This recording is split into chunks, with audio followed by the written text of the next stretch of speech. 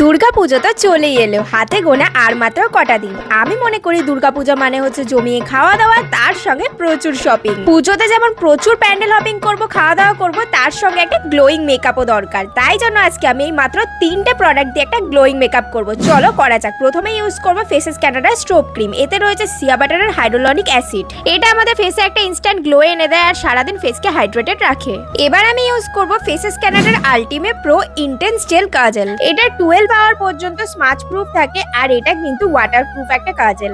আর এই কাজলটা jail smooth application হয়, ভীষণই স্মুথলি অ্যাপ্লাই করা যায় চোখে। দেখো কত সুন্দর লাগছে।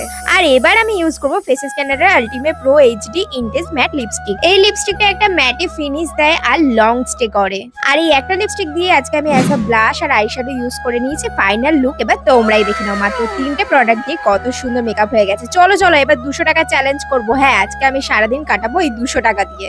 সকালে ব্রেকফাস্টটা করলাম 10 টাকার কচুরি আর একটা 10 টাকার রসগোল্লা দিয়ে। আর আমার কাছে রইলো 180 টাকা। তারপরে গিয়েছিলাম একটু শপিং করার জন্য, বাট ওখানে গিয়ে আমার তেমন কিছুই পছন্দ হয়নি। দুপুরও হয়ে গেছিল, লাঞ্চের সময় হয়ে গেছিল, তাই একটা 100 টাকার ভাতের থালি নিয়ে নিয়েছিলাম।